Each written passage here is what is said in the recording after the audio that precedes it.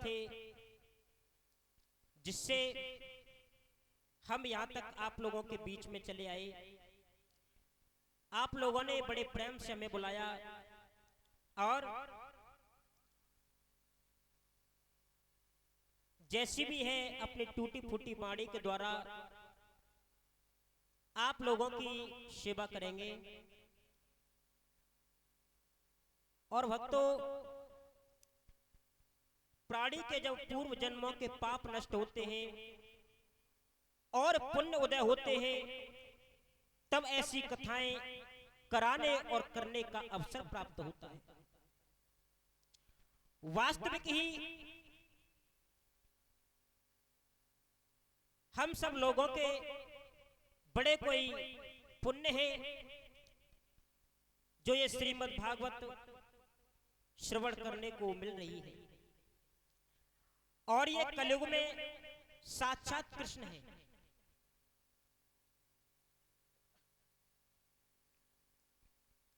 और भगवान तो हर जगह व्यापक है, हर जगह भगवान है, लेकिन उस भगवान को पाने के लिए थोड़ी हमें मेहनत करनी पड़ती है। कोई भी चीज सही, किसी वस्तु को प्राप्त करने के लिए हमें थोड़ी मेहनत तो करनी पड़ेगी है? और भगवान तो हर जगह है, लेकिन हम और आप भूल बैठे हैं।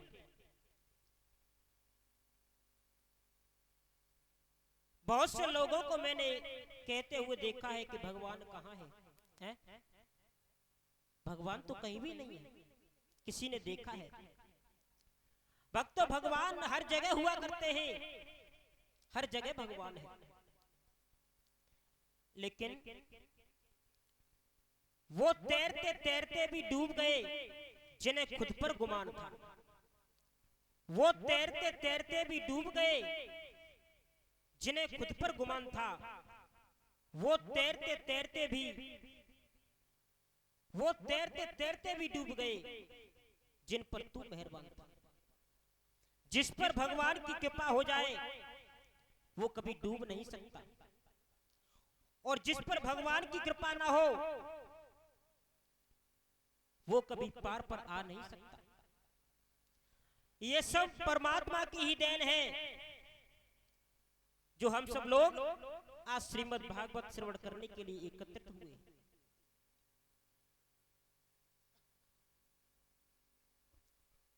और कलयुग में तो ये भागवत जो है वो साक्षात भगवान कृष्ण का रूप है। अपने इस मानव शरीर के लिए भगवान का भजन अति आवश्यक हुआ करता है।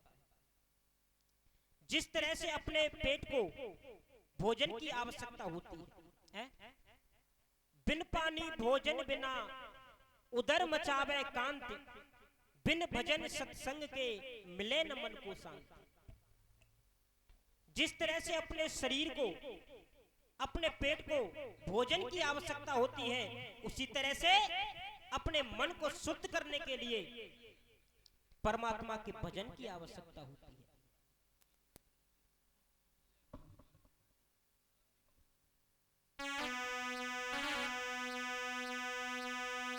ये जीवन धीरे धीरे यूं ही ढल रहा है, न जाने कब बुढ़ापा आ जाए कोई पता नहीं है।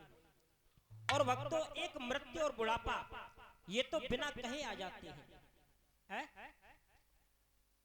कुछ लोग कहते हैं कि जवानी है, जवानी भजन की नहीं होती है, कमाने खाने की होती है। भक्तों, वो बात सच है कि जवानी कमाने खाने की होती है, लेकिन जवानी में ही भजन करो, क्योंकि बुढ़ापे का कोई पता नहीं है। क्योंकि बुढ़ापे में खुद हमको एक दूसरे की आवश्यकता होगी, तो भगवान का भजन कैसे कर पाओगे? नहीं कर पाओगे।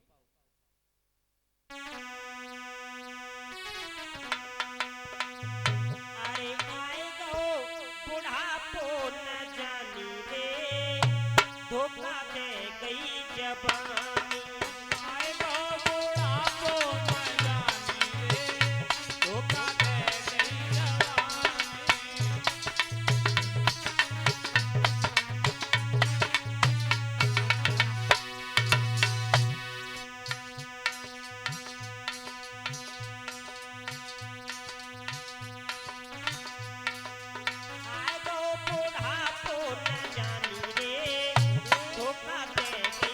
जवानी।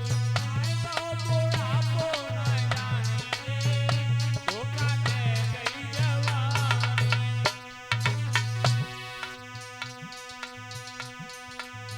पहलो बुढ़ापो इन बालन पे आयो, पहलो बुढ़ापो इन बालन पे आयो, पहलो बुढ़ापो इन बालन पे आयो। पहलो बुढ़ापो इन बालन पे आयो। चाई ने करी मेहरबानी रे, धोखा दे गई जवानी। ताई करी मेहरबानी रे, धोखा दे गई जवानी। चाई ने करी मेहरबानी रे, धोखा दे गई जवानी। ताई करी मेहरबानी रे, धोखा दे गई जवानी। पहला बुढ़ापा कहाया बालों पर, लेकिन परीक्षित महाराज आजकल तो छोटे छोटे बच्चों के बाल सफेद हो जाते हैं, हैं? आएगा बुढ़ापो न जानी रे, धोखा दे गई जवानी। आएगा बुढ़ापो न जानी रे, धोखा दे गई जवानी। और तू जो बुढ़ापो इन आँखिन पे आयो, तू जो बुढ़ापो इन आँखिन पे आयो, तू जो बुढ़ापो इन आँखिन पे आयो। बुढ़ापो इन आँखिन पे आयो। चश्मा ने करी मेहरबानी रे, धोखा दे गई जवानी। समानी करी मेहरबानी रे, धोखा दे गई जवानी। चश्मा ने करी मेहरबानी रे, धोखा दे गई जवानी। समानी करी मेहरबानी रे, धोखा दे गई जवानी। जब आंखें कमजोर हुई तो चश्मा लगा लिया, है बारे मानव। आएगो बुढ़ापो न जानी रे, धोखा दे गई जवानी। आएगा बुढ़ापो न जानी रे, धोखा दे गई जवानी। तीसरा बुढ़ापा कहाया दांतों पर, है? दांत उखड़ने लगे। तीजो बुढ़ापो इन दांतन पे आयो, तीजो बुढ़ापो इन दांतन पे आयो, तीजो बुढ़ापो इन दांतन पे आयो। तीजो बुढ़ापो इन दांतन पे आयो। मसाले ने करी मेहरबानी रे, धोखा दे गई जवानी। साले ने करी मेहरबानी रे, धोखा दे गई जवानी। मसाले ने करी मेहरबानी रे, धोखा दे गई जवानी। साले ने करी मेहरबानी रे, धोखा दे गई जवानी। आएगो बुढ़ापो न जानी रे, धोखा दे गई जवानी। आएगा बुढ़ापो न जानी रे, धोखा दे गई जवानी। और चौथा बुढ़ापा कहाया कमर पर, है? कमर झुक गई।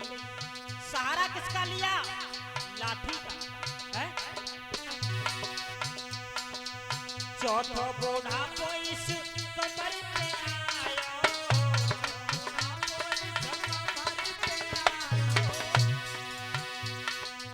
चौथा बुढ़ापो इस कमर पे आयो। चौथो बुढ़ापो इस कमर पे आयो।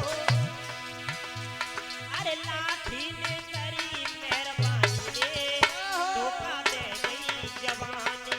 लाठी ने करी मेहरबानी रे, धोखा दे गई जवानी। लाठी ने करी मेहरबानी रे, धोखा दे गई जवानी। लाठी ने करी मेहरबानी रे,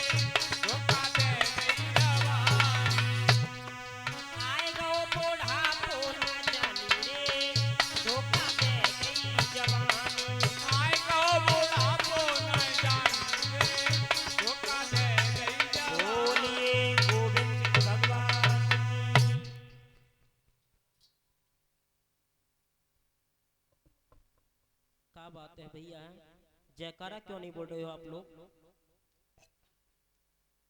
अब ये तो आप लोगों को देखो ध्यान रखना पड़ेगा है? भगवान की कथा में आकर के बैठे हो तो कुछ न कुछ तो प्राप्त हो, है? क्यों परिचित महाराज? तो सभी भक्तों भगवान का जयकारा लगाएं, बोलिए रास बिहारी भगवान की। और देखो प्रभु ने मौसम कितना बढ़िया किया है, ठंडा हो गया है।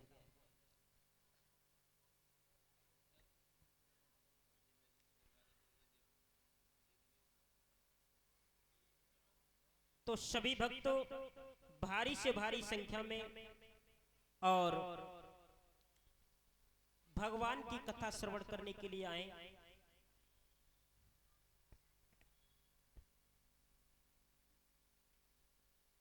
जिस वक्त महाभारत का युद्ध चल रहा था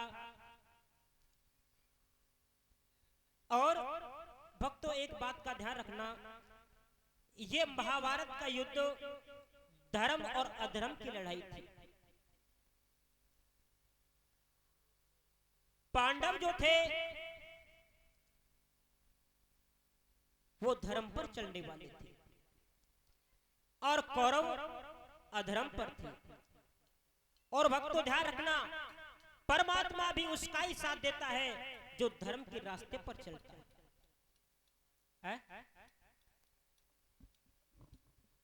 और खैर महाभारत तो आजकल घर घर में चल रहा है? भाई भाई को देखो, बाप बेटे को देखो, है? इस कलयुग में हर मोड़ पर महाभारत है।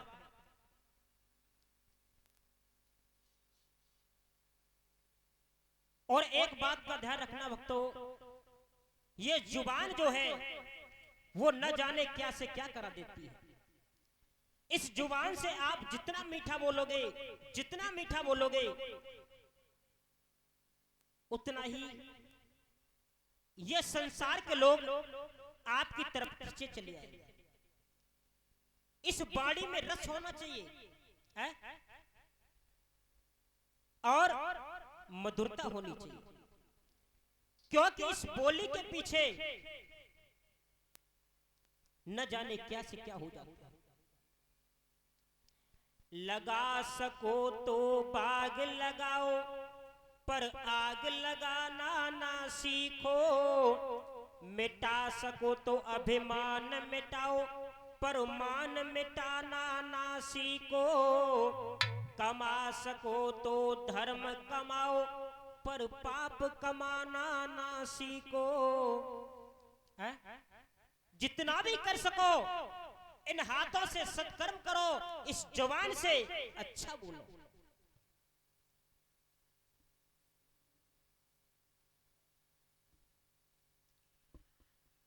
यही भूल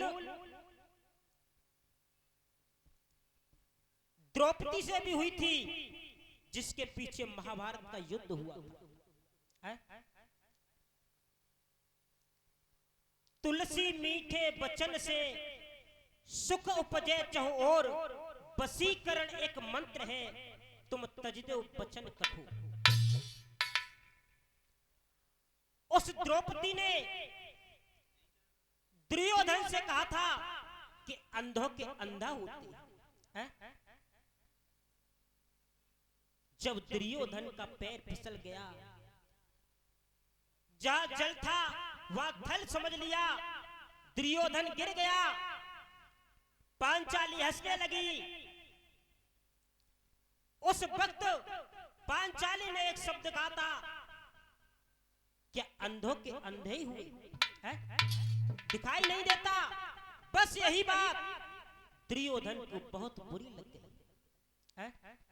इसी बात के पीछे महाभारत का युद्ध हुआ था। लेकिन दुर्योधन ने उस समय कहा, ओरी द्रौपदी कोई बात नहीं, सच है कि मेरे पिता अंधे हैं, लेकिन एक बात का ध्यान रखना,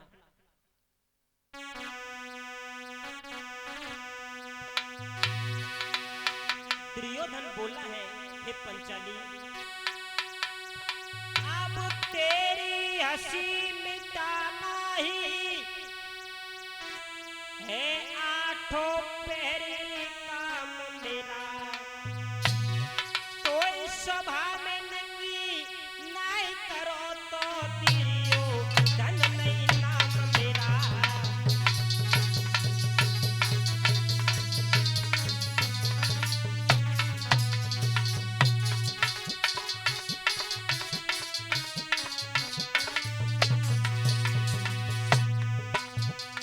दुर्योधन बोला, हो पंचाली, कोई बात नहीं, तूने मुझसे अंधों के अंधा कहा, लेकिन ध्यान रखना,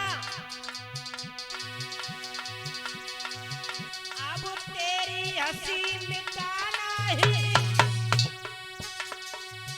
है आठों पहरे काम मेरा।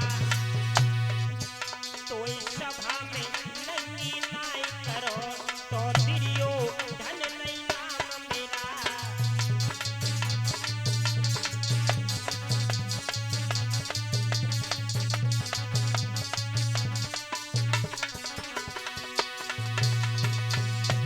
द्रौपदी, द्रौपदी होश में तू आजा,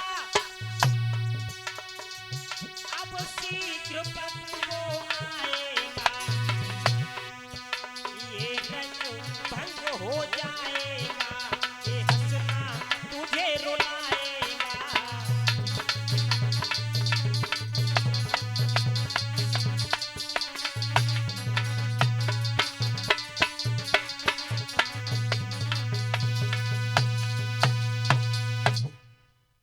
दुर्योधन ने कहा है, हे पंचाली, एक दिन मैंने तुझे सभा में नंगा नहीं किया, तुझे अपमानित नहीं किया, तो मेरा भी नाम दुर्योधन है। दुर्योधन वहां से चला जाता है और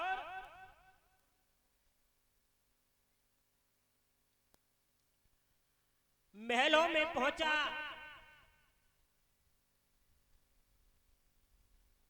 आए धीरे धीरे समय गुजर रहा है।